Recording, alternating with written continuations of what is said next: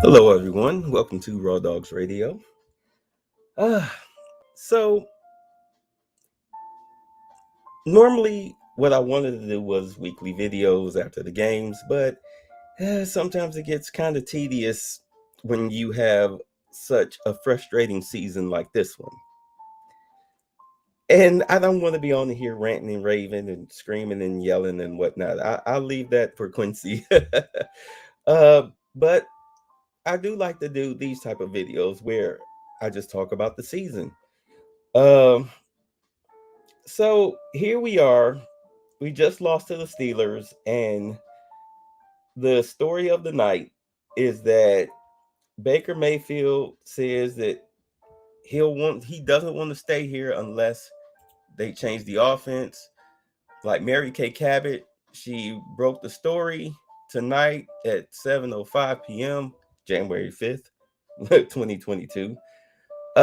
Said Browns quarterback Baker Mayfield must resolve differences with Kevin Stefanski to coexist next season.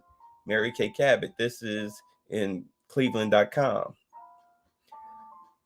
So she writes, and this is a short article. She writes, Baker Mayfield must resolve his differences with Kevin Stefanski in case they need to coexist next season. Even if Mayfield does mend the fences, he might not be back if the Browns decide to upgrade, which seems likely at this point. But he and Stefanski can't run it back unless they hash things out and find a path forward. Now, coupled with that, earlier today, Baker's wife, Emily Mayfield, on her Instagram, posted a goodbye photo to her gym, saying that she'll miss it. Now, and there were some other things, but the thing is that Emily's little posts and tweets and whatnot, they're not coded. You can read right through them. And the way Baker was talking at the end of the game and him deciding to not play in the Bengals game, electing to have surgery. Now, people say that he quit on the team, and yes, he did quit on the team, and they want to know why did he play a meaningless Steelers game? And at that time, do understand that it wasn't necessarily meaningless. It wasn't meaningless because you wanted to beat Ben Roethlisberger, and Baker Mayfield wanted to prove that he was worthy of a big contract. Now, really, this is where all of this started. All of this started with Baker Mayfield's contract talk. Now,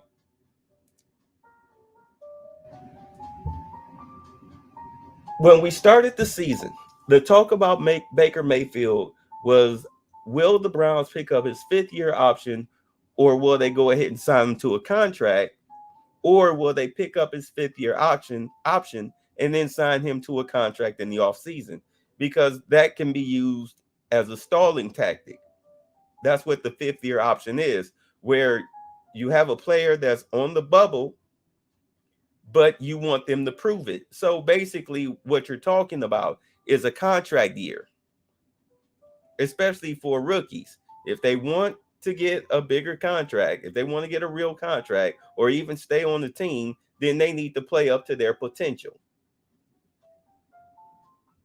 And truth be told, when you look at Baker Mayfield through his career, he's had some good games. He's had some good games. As a rookie, they went on the streak. They went 5-3 under Greg Williams, but that's because Greg Williams was smart enough to do what you're supposed to do with a rookie quarterback. You're supposed to run the football, throw quick passes, and play action fakes to strike deep. That's what you do. You help build a rookie's confidence like that. You don't put the team on his shoulders. You use the whole offense to carry the load. Freddie Kitchens, of course, tried to make Baker Mayfield into some type of Brett Favre gunslinging quarterback, and that did not work out because do remember our biggest problem with the Freddie Kitchens Browns was that he didn't run the ball. He just abandoned the run after the first quarter and just tried to put the game on Baker Mayfield's shoulders, and he was not able to produce. They went 6-10, and of course, Freddie Kitchens got fired. Baker Mayfield made a lot of bad decisions, even though he had Odell Beckham Jr. on the team. Even though Odell Beckham Jr. played hurt, he still made a lot of bad decisions. There was a lot of bad coaching going on, a lot of lack of focus and everything. The team was just a clown show. So then we finally got the coach that everybody was drooling over in Kevin Stefanski. In Kevin Stefanski, in the first half of the season, Baker Mayfield was struggling to learn his offense. It's a new offense. He's out there playing. He finally clicked and started understanding what he was doing out there with Stefanski's offense in the second half of the season. That's why he was so good. He was very good. He was very good the second half of that season. And we got to the playoffs. And I mean, we all know what happened in the Kansas City game. So our brilliant GM, I'm sorry, not Kevin Stefanski. uh, our brilliant GM, Eric Berry, went out and upgraded the offense. He upgraded the offense and he upgraded the defense. All right, we went out, we got Hooper, who turned out to be a bust. He's not going to be here next year. Good Lord, that's a whole story within itself. Man, we got fleeced on that one. You kept Njoku, all right? You kept Kareem Hunt. You signed him to a long-term contract or a longer contract. And you went out, you somewhat bolstered the wide receiving core. You got Donovan Peoples-Jones. You got Swartz, who I think is going to be a good wide receiver. He just needs to spend a whole lot of time in front of the jugs machine. Because he's got the speed. He's got the talent. We saw that in Kansas City. He just needs to work on his hands. That's why he's not out there. And you saw against the Steelers, the ball hit him in the hands. It was a catchable ball. Even though it may have been a little bit behind him, a good wide receiver should make that catch. But that's the story of the Cleveland Browns of 2021. At any rate, he built up the roster. He definitely took care of the defense. And the defense was a weak spot early on until the players started gelling and they understood the system. And after that, there were no more games like the Chargers game outside of the Patriots game. They just got outcoached. They simply got outcoached on both sides of the ball. They just got outcoached. Dang, that's Bill Belichick. uh, at any rate, with the contract on the line at the start of the season, this was a contract year for Baker Mayfield. And he wanted to prove that he was the type of player that could carry this team on his shoulders because he always felt that way. So here we are at the start of the season. And of course, he had his mistakes. He had his mistakes because he started pressing. The interception at the end that ended the Kansas City game, that was him pressing. And he did it all season. The Texans game, he was pressing. That's how he wound up getting hurt. And in all honesty, he should have been benched. They should have put him on IR. Soon as fractured shoulder was said, he should have went on IR. Screw all of this harness stuff, because of the torn labrum and trying to keep it in place. No. You should have put him on IR. You should have sat him down right then and there. But that's not what Baker wanted. Because he's very egotistical. That's not what he wanted. He wanted to go out and earn the contract. He wanted to prove that he could play. He wanted to prove that he was a tough guy. He wanted to prove that he could carry this team. So Kevin Stefanski, and there's a lot of blame for him with this, said, okay, screw it. You want to be the $100 million man? Well, all right. Let's put the team on your shoulders and see what you can do. Because our biggest complaint about Kevin Stefanski this year was not running the ball enough. And you wonder where all of the bad play calling came from. It wasn't necessarily bad play calling on his end. Because ever since Odell's father put out that all 22 video showing the clips of Odell being open, which is a story in itself, like you really have to take into account Baker Mayfield's role in those situations, because after that people started watching the all 22 tapes of the Cleveland Browns offense, especially after Odell left, because they wanted to see, well, was it really Odell? Because every time Odell went down, especially last season, Baker Mayfield, he shined. He had a good season. So everybody was blaming Odell. Um, okay, screw it. I'm just going to talk about Odell. Let me get this out the way real quick. I want to do a whole video on him, but I might as well, since it's part of the season, here we are. The biggest problem with Odell is that he is not the wide receiver that he thinks he is and that people think he is. He made one circus catch on Monday Night Football as a rookie, and ever since then, people have thought that Odell Beckham Jr. was a top flight wide receiver, when really he wasn't. He was a solid number one, and what made him appear to be good, all right, was his speed and his shiftiness. He reminds me of a faster version of Webster Slaughter. Just a little bit faster version of Webster Slaughter. Because Slaughter could get open. And you know what? That's the difference between Slaughter and Odell. Is that Slaughter could get open and Slaughter could make the tough catch. And Slaughter didn't quit on the team. All right? And Slaughter had heart. He had heart for the game. Now, he wasn't focused on himself. He was focused on winning the game. You know, he's one of the most notorious trash talkers in the league, but you rarely saw Webster Slaughter get into a fight on the field. It may have been a little shoulder pad grabbing and whatnot, but you never saw Slaughter just suddenly just go after a defensive back like OBJ did against Josh Norman, because he and Josh Norman were talking trash, and he made OBJ lose his cool. Yeah, that's a sign of immaturity right there. At any rate,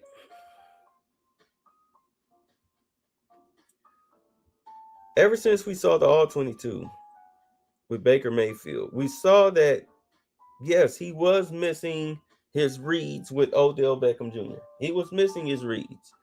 But the thing about Odell is that when the ball came his way, and if it was a contested ball, he would lose that.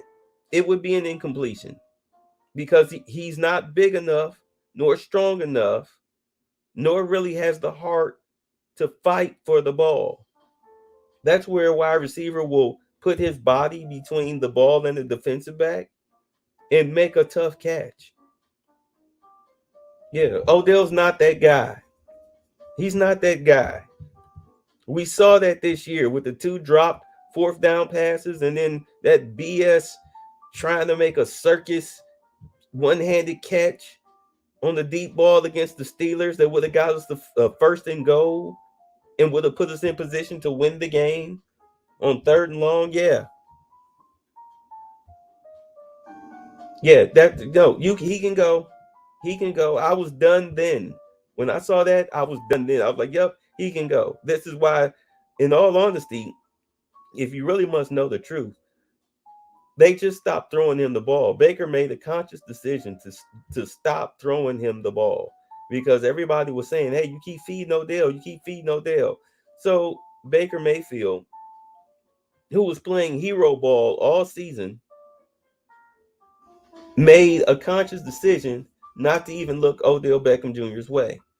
So I can understand why his father did that, and him wanting to be out. I get it. Like, oh, okay, like I thought we was cool. I thought you, in all honesty, I thought you were a good quarterback. Turns out you're not. You're very inaccurate. Okay, do understand, like I said, OBJ, you at fault too. You don't fight for the ball. Okay, too busy trying to be cute out there, and you're not as fast as you used to be. Oh, the OBJ does not outrun defenders. Okay, he's good on the slant. He's good on an out route, but trying to go deep, you have to. In all honesty, in order for you to get OBJ to beat a defender going deep, is that you have to run a play action pass. If you look at his long touchdowns here in Cleveland, you will see that they come off of play action passes. There's no deep down the sideline route. Okay, there's no post route without a play action pass being incorporated. And that it's really what the Browns offense is incorporated to do. Pound the rock, run a play action pass, hit either the tight end down the middle or the wide receiver deep, be it down the middle or down the sideline, okay, for a big strike. Because the safeties come up to stop the run. When they start creeping up and you got one-on-one coverage on the outside, hopefully you can take your shot. Hopefully your wide receiver is skilled enough to get open and make the catch.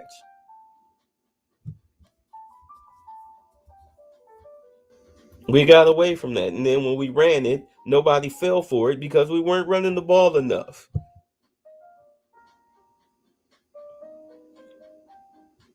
It's ridiculous.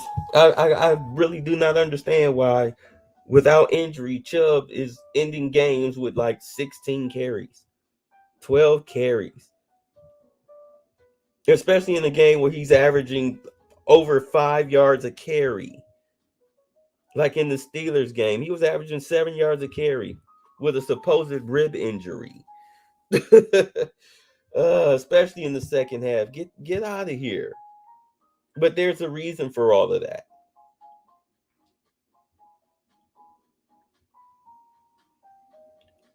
So with this being a contract year, and Baker wanting to prove that he's the man, that he can carry the team on his shoulders, Stefanski was complicit in running an offense that would showcase Baker's talents.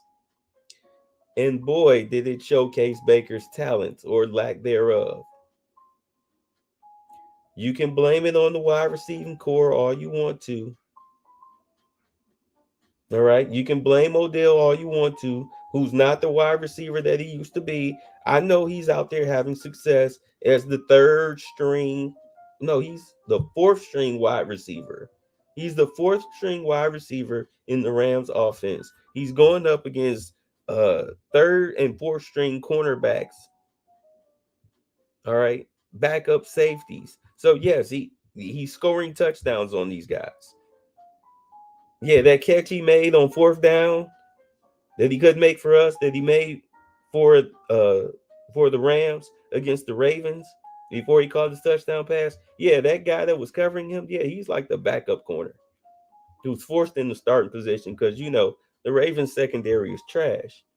They're both of their starting corners are out. Yeah, so they're playing backups. That's why the Ravens have the worst passing defense in the league. On his touchdown route, the linebacker was supposed to pick OBJ up as he cut across to the right flat. Instead, they double teamed Cooper Kupp into the end zone. The linebacker misread the play. He misread his assignment, and therefore OBJ was wide open, game winning touchdown. Relax, people. He's not out there as the number one running routes with Cooper Kupp in a two wide receiver set. At any rate, I'm done with the OBJ talk.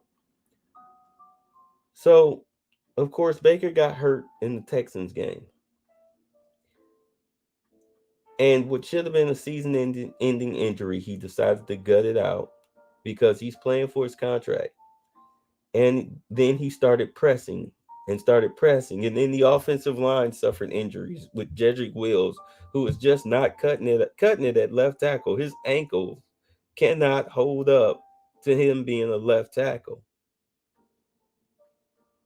Something's going to have to be done there. It's not his natural position.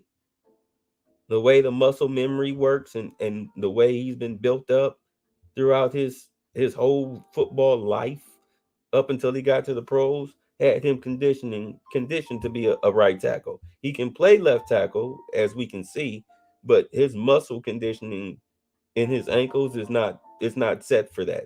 It's a whole different stress pattern going from right to left.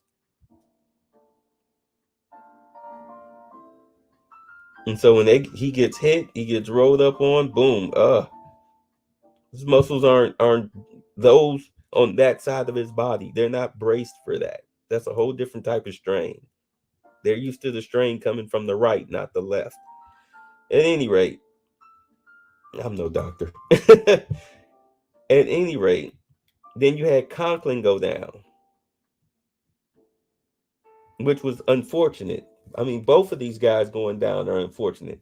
So you had patchwork at tackles, and despite a competent coach, just a competent coach, which Greg Kevin Stefanski, he is more than competent. This man is very smart. When Baker Mayfield figured out the offense last year, I mean, we were putting teams away at halftime. We were scoring 30 points. Come the middle of the second quarter, if not late. We were trying to put up more points in during 2-minute drills. I mean, we were trying to kill teams, and we were pretty much doing that. Just that the defense was kind of weak. But at any rate, so those games that we won during the stretch that got us into the playoffs, yeah, they were exciting. But at any rate, instead of him just running the football, all right, sure, Kareem Hunt is out, Nick Chubb is out, Dearness Johnston did a damn good job. We saw that in Denver. That was the type of offense that the Browns are supposed to run, where you run the football and you pass occasionally, then you do your play action passes and they work because your running back is averaging over 5 yards a carry. The Ernest Johnson shined in that game.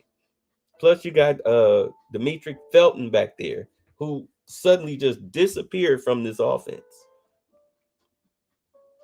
Eric Metcalf type disappeared from this offense. Swartz disappeared from the offense.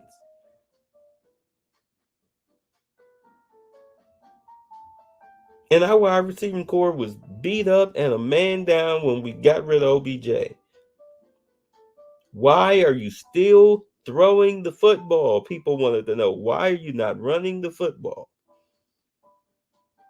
Because it was all on Baker. This is what he wanted. And Stefanski stubbornly gave him exactly what he wanted. So when you talk about when Baker says mending fences inside of the building, all right, repairing relationships, yeah, because you frustrated Kevin Stefanski. You're mad at the front office, all right, trying to get them to get him to do something different. And they're like, hey, he's the coach. All right, even Alex Van Pelt was being critical of the game plans. But Kevin Stefanski stuck to his guns. He said, nope, if he wants to earn his contract, I'm going to make him earn it. And of course, it cost us the season. It cost us the season. Mayfield got more battered than bruised, and he stubbornly kept limping back out there, trying to prove something to the organization, and he was failing at it badly. Like, yeah, of course his injuries played a factor in it. But the injuries have nothing to do with his poor decision making. I'm gonna take it back to the all 22. Now, Kurt Warner Hall of Fame quarterback, broke down the Browns all 22 tape. And this is post Odell. And he showed how Baker Mayfield was missing his reads. It was bad enough that he was talking about how he was overthrowing his targets. He was sailing the ball or throwing it in the dirt. He blamed the sailing on Baker being too short to see over the line. So he got to throw the ball high just to get it over the line. This is when he's sitting in the pocket. Because if you notice, some of his best throws come from when he rolls out. So sitting in the pocket, trying to throw a pass over 20 yards, within the 20-30 yard range, but mainly in that 20-yard range, he was overthrowing the wide receivers. And anything short, anything within 15 to 20 yards, he was throwing in the dirt or he was just missing completely. Or the wide receivers dropped it when he was on target. Because, this wide receiving core is not tough. They have skills, but they're not tough. They do not know how to fight for the ball. They're not big enough or strong enough to fight for footballs. Jarvis Landry will fight for a ball, but the rest of those guys, they won't fight for a ball. So you get a lot of drops because they get bumped or jostled. They can't make a contested catch. So you get a lot of defended passes and a lot of contested balls that fall incomplete.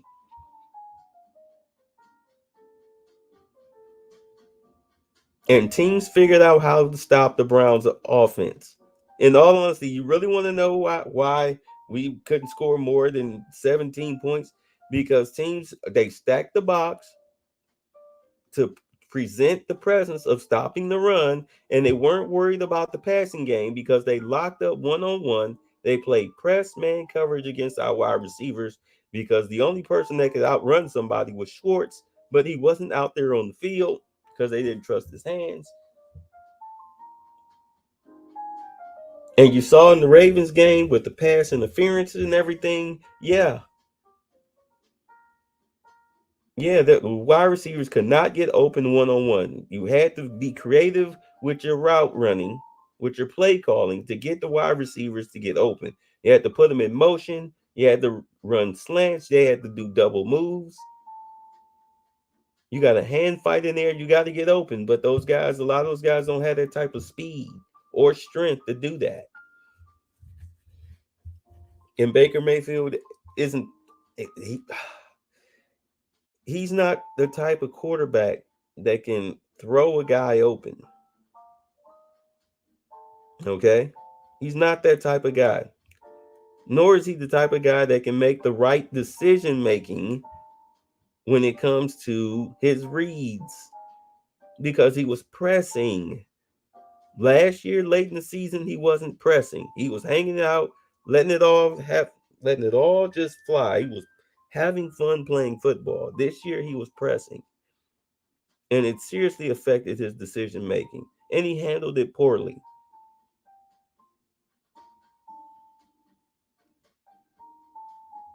But we knew that. We knew he made bad decisions ever since we saw the cop video where he tried to run from the cops. Like, that was stupid as hell. Why would you do that? You weren't in any trouble at that point. And it just carried over and carried over because it's part of his personality. And when you talk about late game heroics, the only thing you can really look at is the Cincinnati game. His first game as against the Jets and the Cincinnati and games against Cincinnati. He has a hatred for Cincinnati because of Hugh Jackson, but that's another story. But outside of that, he hasn't really been able to pull out wins. Late game heroics are just not his thing because he presses. He presses. When he gets in those situations, he starts pressing. That's why you get incompletions and interceptions. Bad enough his accuracy is shot because his footwork is shoddy. And after Freddie Kitchens, the first thing I said is in order to break all of the bad habits that he got under Freddie Kitchens, he needs a quarterbacks coach. But according to reports, Baker Mayfield refused to have a quarterbacks coach. He felt he didn't need one. And I'm like, are you kidding me? Like, you're not NFL ready. You still need to work on your mechanics. As much as you like to hop up when you throw and throw off your back foot and all of this stuff, that interception he threw uh, against the Packers, where Jarvis Landry was open on the left side and Baker rolled out and he threw the ball and then Landry slipped and fell down and the guy picked it off. Yeah, if in all honesty, Landry shouldn't have fell down because he had to stop in order for the ball to get to him so it wouldn't fall incomplete because Baker threw the ball short. If he had any type of strength in his body, or if he would have planted his feet and threw the ball correctly, he'd have hit Landry in stride. That would have been an easy touchdown. Bro, you need a quarterback coach to teach you the fundamentals of doing a 3-point drop and throwing off your back foot properly. Really, you're not even supposed to throw off your back foot. You're supposed to throw off your back, not your back heel, but the ball of your foot. He's throwing off his back heel because he's falling back. Because the offensive line, the tackles are so bad that, oh my God, it's like in the Steelers game. I'm like, what happened to your internal clock? You should know 1, 2, 3, get rid of the ball. 1, 2, 3, get rid of the ball. If the play is slow developing, if it takes 5 seconds, then you need to have uh TJ Watt in your peripheral. He should always be in your peripheral. While you scanning the field, you should be dropped deep enough where you make sure that you're between him and the tackle. And him saying that he didn't have any help, there was help. There was help out there. But I mean, they had Demetric Felton out there as help. In all honesty, I think Kevin Stefanski just wanted to punish him.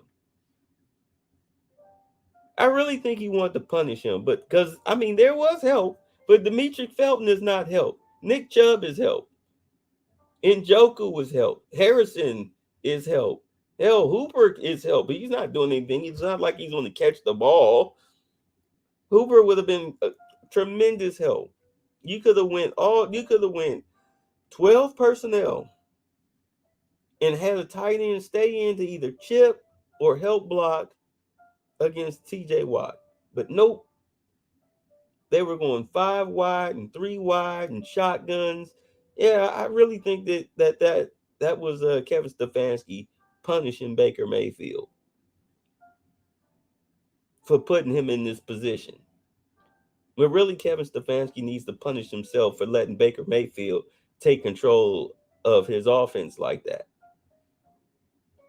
Like, this one's on you, bro, because you knew you should have just pounded the rock and threw when you needed to and ran play action passes and threw when you wanted to. You knew you should have did that to give your running backs a break. You knew you should have did that. So you're just as much to blame for this offense failing as Baker is. But Baker is still the one that has to go out and perform. And he didn't.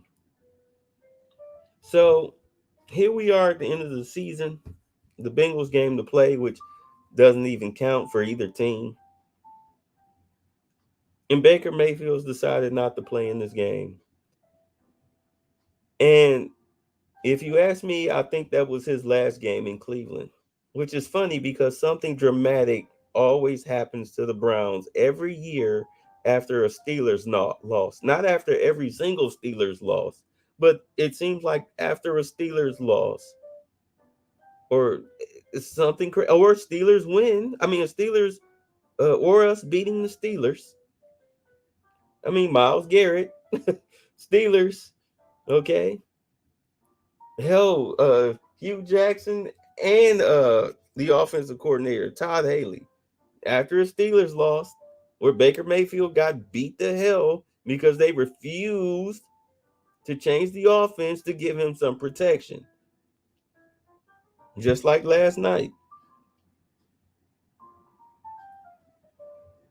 Coaches get fired after the Steelers lost at the end of the season.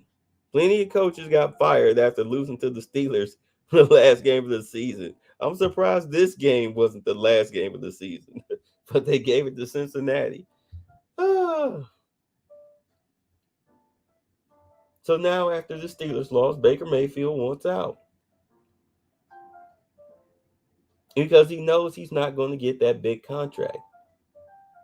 Like, you're not even going to get 40 million. Like, it good lord, like, dude, you're lucky if you'll even get 20. And that's over, and that would be over 4 years in all honesty. So, you're looking at 5 million a year. But not as a starter. I don't know not one team in the NFL that's looking at Baker Mayfield as a starter. Like the Texans, yeah, they're going to draft a quarterback. They're going to keep Tyrod Taylor. He's a good transitional quarterback. They're going to keep him, but they're going to draft a quarterback if they don't get uh, one of the good ones in free agency. But in all honesty, if I was Russell Wilson or who else? Well, they already got uh, Deshaun Watson. But yeah, if I was a quarterback, I really wouldn't want, especially that had options like an Aaron Rodgers or whatnot. I would not want to go there. I would not want to go to the Texans because when ownership gets upset with you, they will come after you. At any rate, they're very spiteful. Like I can see Baker maybe going to maybe New Orleans because it appears that they're desperate for a quarterback. But let's see, they're going to be mid picking from the draft, but I'm pretty sure that they would love to get maybe a Kirk Cousins because at least you have a competent quarterback that you can work with until you can draft a guy that you really want. I mean, who knows? Or maybe when Jameis Winston comes back, maybe they'll just stick with him. So I really don't. Yeah, I guess you can cross that off the list. Uh, I don't see him going to Miami because Tua's starting to click. He's starting to figure out how to play in the NFL now. He's getting the offense, so I don't see him going to Miami. Seattle, nope, too competent of an organization. Shoot, definitely not Green Bay. They got Jordan Love. They'll rather give him a shot than take on a bad version of Aaron Rodgers. uh, so who knows where he'll wind up? Who knows? But I really do see them parting ways. So yeah, that's how the Cleveland Browns were ruined this year. It was all about Baker's ego and his contract and trying to play through the pain to show everybody that he is worthy of being a number one draft pick and getting number one draft pick money. But I tell you what, right now, if you were to ask every logical Browns fan if they could redo that draft, which quarterback would they take? I guarantee you a whole lot of them would have said Patrick Mahomes because that pick came out of nowhere. When Andy Reid drafted him, in the mid round of the first round, people were like, "Who the hell is Patrick Mahomes?" Yeah, we know who he is now. Yeah, I guarantee you, he would have been the number one choice of a pick. His brother can stay wherever the hell he is. Like, no, don't come to Cleveland. You'll get beat up coming to Cleveland like that. That city don't play those little little modern day games. They don't care about your feelings. And if you insult them, they'll you won't. I put it to you like this: you won't be pouring a drink on somebody in a in Brown Stadium and being able to walk away like you did something. Oh, no, no, no, no, no. There's not enough security in that building to keep you from getting out of there unscathed if you tried something like that. Trust me, they had the only reason LeBron's mama was able to get away with things that she did was because she was a woman, and plus she was LeBron's mama. I'm sorry, you may be Patrick Mahomes' brother, but you mean you're a guy. You mean absolute. You suffer a man's ways costs a man's wage.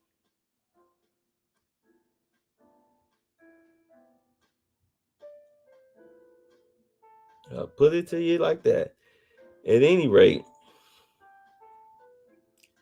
so when you think about what's next for the Browns, I would say the easiest target to get as a transitional quarterback would be Jimmy Garoppolo because he is most definitely on his way out of San Francisco. You can probably get him cheap, maybe for like $25 million, which is a little bit more than what you would have to pay for Baker Mayfield's option year, which I think is like 18 or $19 million. So you can get Jimmy G on the $25 million range. I mean, he did play in the Super Bowl. He almost won the Super Bowl. Um, he is a competent quarterback, but the biggest problem with him is sometimes his decision making is bad and he gets injured a lot.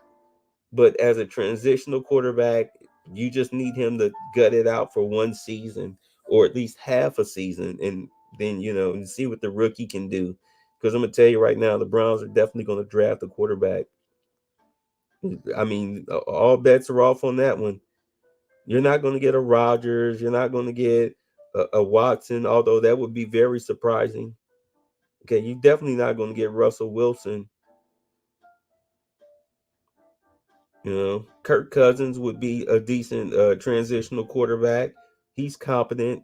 The Vikings have a bad defense, and he did thrive very well under Kevin Stefanski because he knows the offense, and he did have Delvin Cook.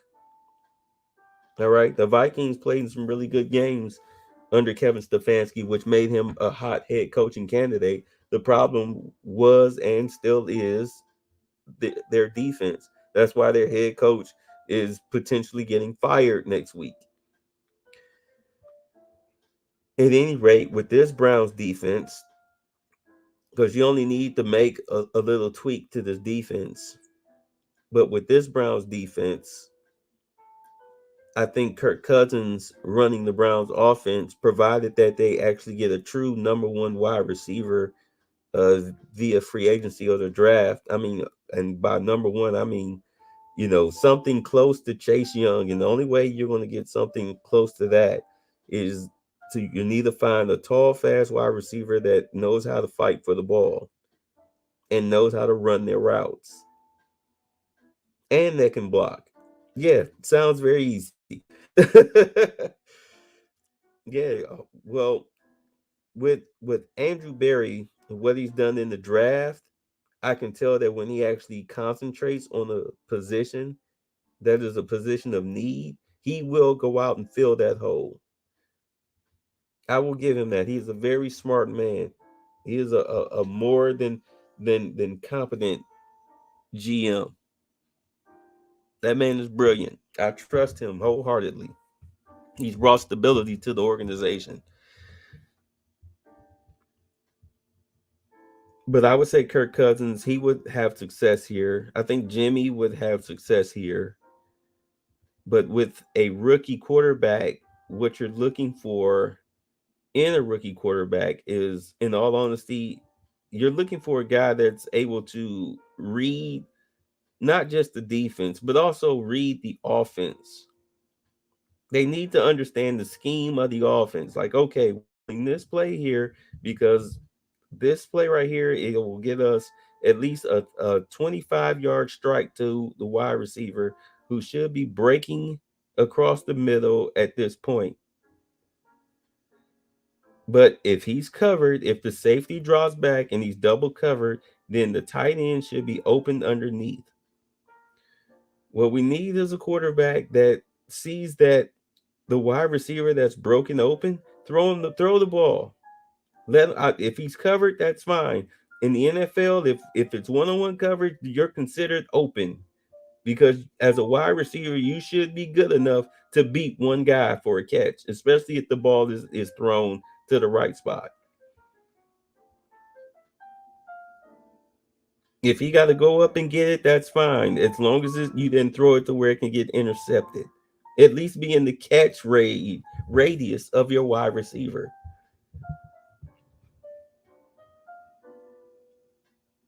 That's all we ask for. So yeah, you need a competent quarterback that understands the scheme of the offense and can play within the scheme of the offense.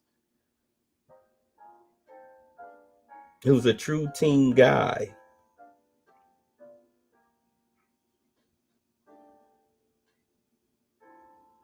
So that's what you're looking for. A dynamic wide receiver and a competent quarterback that's smart enough to play within the scheme of the offense.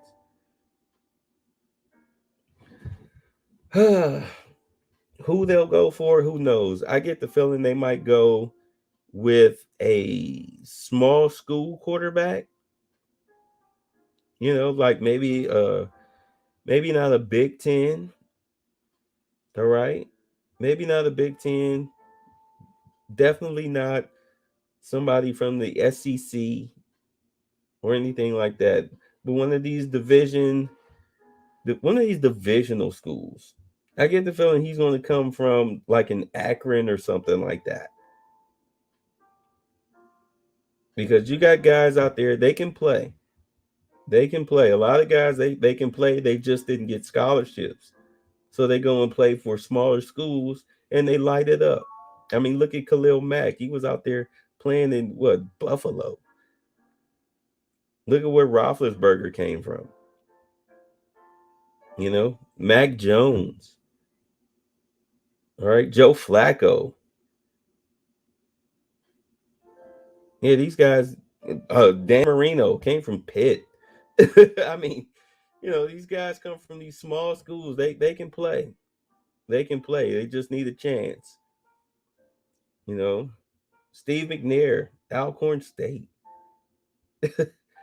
Jerry Rice, Mississippi Valley State. Yeah, these small school guys, they're very hungry. They're very hungry. They have the talent. You know, they just got overlooked. If you have a really good scouting department, they're going to take care of you. I'm not worried about it, and I trust this scouting department of Andrew Berry. I trust it. I trust it. Um, but also you're gonna have to make a change at tight end. You're gonna have to get a tight end that can catch and that can at least halfway block. Yeah. So in Joku, in all honesty, I would say if you could call yourself trading Baker, I would say put Hooper in John Johnson, put him in there, throw in Mac Wilson to sweeten the pot, get rid of his contract, get rid of him because you're going to need to upgrade that middle linebacker anyway. So go ahead and get rid of him, trade him for whoever, trade those guys for whoever, make them think that they're and a draft pick, make them think no, you get a draft pick from them, maybe a fifth rounder. Make them think that they're getting something in a salary cap dump, wasted talent dump. Therefore, you have enough money. You can go ahead. You can sign Jadeveon Clowney, who I thought would be a bust. I thought he'd be injured, but he actually played practically the whole season and was very, very productive. I haven't seen him be this productive ever since his rookie year, if not more so. I mean, we didn't need him to be a sack king. We needed him to do exactly what he did, which was stop the run. I mean, those battles that he had with Lamar Jackson that night, Okay. Yeah. In the first game, yeah, I mean, he was nipping at Lamar Jackson's heels. So an actual surprise. It cost us Sheldon Richardson, which I thought was a bad idea, but we wound up getting Malik Jackson, which was a steal. And he went out there and showed that he was very, very, very glad to be playing football again because he put up practically a Pro Bowl season. That guy was a terror on the inside, you know. And Billings, oh my God, we should have cut him with that whole COVID thing because he was just nothing. He was not. I mean, you had to cut this guy during the season. He was a starter. You had to cut him. He was so bad.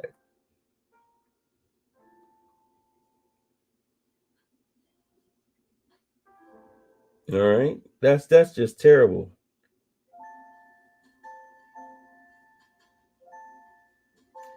So I think your safety position is pretty solid.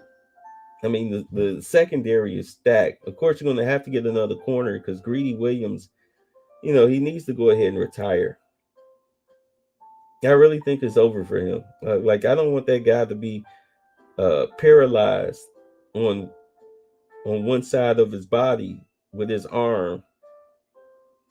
All right, we already saw that with it was a 49er safety. I think his name was Keith Fuller. I'm not sure, but he wound up having the helmet tackle, and it paralyzed the side of his body. Like, he can walk now, but he has no use of his arm. I think he doesn't have any use of his left arm. It's just there. Right. I don't want that to happen to Greedy Williams. So he needs to go ahead and retire. So you can go ahead and draft another corner.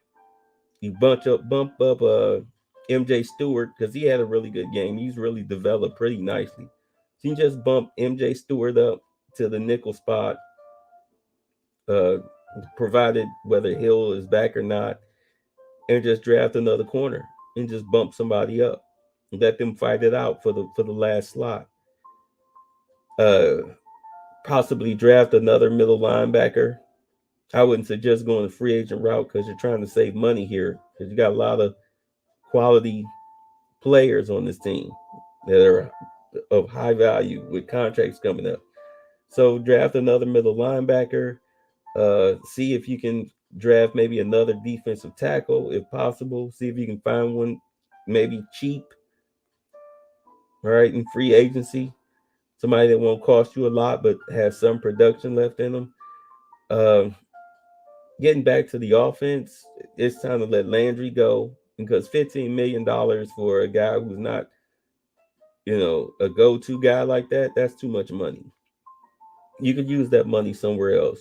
Plus, you can go ahead and bump up Donovan Peoples Jones to the number two slot because he's developing, I think, with a better quarterback because he's shown flashes of greatness. He shows he can make the tough catch, especially on the sidelines.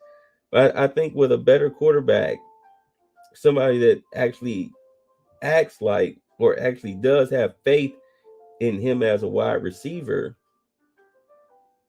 I think he could be very good. And whatever is going on with Higgins, look, if you're not going to play the guy, then just go ahead and cut him. Just go ahead and cut him. Be done with it. I thought they would cut him after the traffic stop incident where weed was found. I thought they would cut him then because I would have cut him. I mean, you weren't even playing him, so what is the point of him being there? Or at least I'd have cut him at the end of the season. Either rate, he should have been gone. If you're not going to use him, let him go. But you still need that number one wide receiver, and that would free up a lot of money. And maybe you can go after a couple of free agents. Maybe they help out in the linebacker or defensive line spot if need be. But you've got enough draft picks to go ahead and fix it. You use your first two draft picks on either wide receiver quarterback or quarterback wide receiver. But if you know your guy is going to be there in the second round, go ahead and get that wide receiver.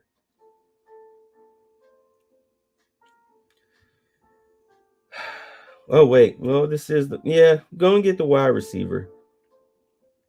I mean, you're going to be trading Baker Mayfield and whatnot anyway. If you trade them to a team for another quarterback, that's fine. I get it. But if you're trading all these guys for draft picks, try to get of course, I mean, naturally, try to get as high as you can in that first round or get back in that first round. And make sure your ABC options, make sure you can get them. Make sure you can get them.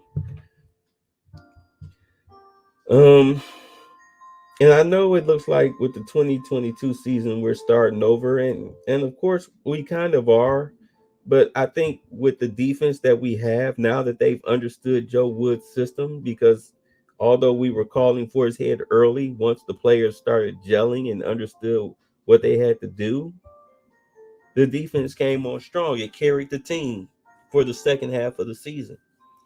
So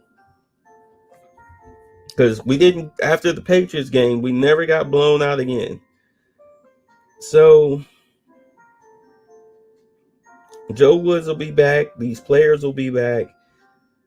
Your main thing is getting your offense on track. And if you don't get a stopgap, or even if you do, but if you get a rookie, I would definitely just say play old school football. Pound the rock until they throw up